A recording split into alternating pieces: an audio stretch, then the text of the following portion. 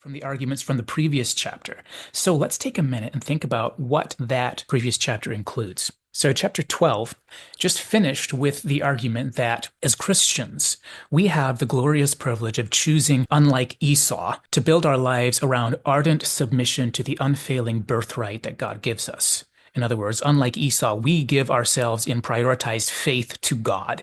And specifically for us as Christians, that doesn't mean coming, as it were, to Mount Sinai, the old system where you're terrified to touch the mountain because God is mysterious and unpredictable. And so we're ending up just perpetually chafing under the dissatisfaction with the laws of governance that God has provided, the expectations he has for us. That reference to Mount Sinai in chapter 12 is kind of an insider reference that Israelites would understand or Jews would understand. It's a reference to the mountain on which God revealed himself to Moses when he gave the law, which was revealing himself on Sinai was an act of grace of God. But the author here is using that symbolically as a visual shorthand to refer to Israelite faith apart from Jesus, the Jew who wants to live in the past, remembering that earth-shaking significance of that Sinai moment, but without the rest of God's work that followed it. The author of Hebrews says, if some people are doing that, they're kind of ill-advisedly trying to keep themselves perpetually at Mount Sinai, so to speak, at the terrifying mountain of fire and darkness and gloom and wonder, the unknown and the frightening.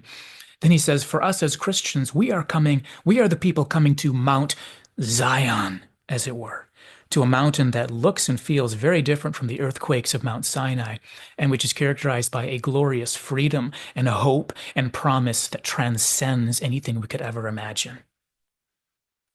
And even though those two symbolic visuals are intended to be opposite, the visual of Mount Zion isn't at its root less impressive or less important or less deserving of healthy fear than Mount Sinai, but actually more so.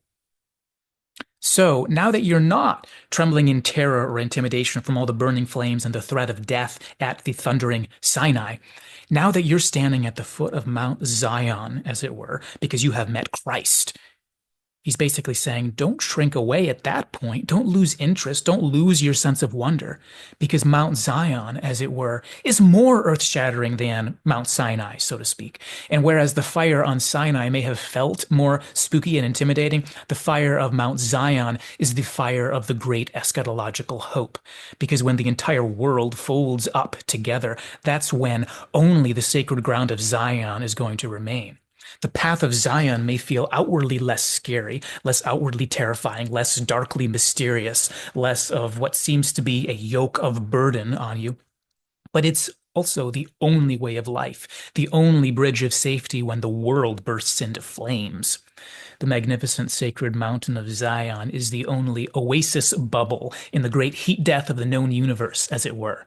The kingdom of God, the kingdom of Jesus Christ, the deathless life that alone is true life, the eschatological society into which we invest ourselves as followers of Jesus. This is the unshakable telos toward which we live, and out of which we now live in prospect. It is, so to speak, the great and majestic, shining and glorious and safe Mount Zion. So, chapter 12 emphasizes don't neglect the Christian path in favor of indifference like Esau, and definitely don't neglect it in favor of sticking with the old, sticking with fear and uncertainty and straining after something that's just always out of reach. Because even though it might seem like a safer and more familiar way to live, that's only if you're seeing it wrong. Because that amounts to actively rejecting the culmination and meaning making that anchors everything good that God has ever done or said. Because it's rejecting the light of Jesus and rejecting the unshakable hope, rejecting the only city of refuge that transcends this broken world, rejecting the God who has spoken through Jesus Christ, who is the only God. It would be to relegate yourself to the quaking and breaking ground of earth that all too soon will start to burn red when the celestial city that can't be shaken stands before you. Anyway, so after filling out this colorful picture in chapter 12 of us as Christians being the non-Esau people who choose the path of spiritual hunger, unlike Esau, of us not being called to Mount Sinai, as it were, what we associate with Mount Sinai, but of being called to something so much more comforting and glorious and earth-shatteringly necessary, Mount Zion, we could call it. i.e., the glories of the Christian faith that we rightly associate with the New Jerusalem, the glories that are the fulfillment of everything that any version of the earthly Jerusalem was ever supposed to represent. So after all of that, the author transitions into his final section filled with short thoughts, like I mentioned, which is the beginning of chapter 13 in our modern English Bibles. At that point, it's only natural that he would begin with things that represent the core of this new kingdom living, the core of the lifestyle teachings of Jesus, the core of the kingdom ethic and the kingdom virtue that Jesus taught for those who follow him as children of the kingdom, heirs of the kingdom, citizens by rebirth of the kingdom of Jesus Christ.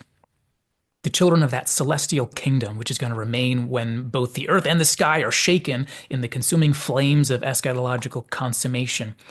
How do those children live?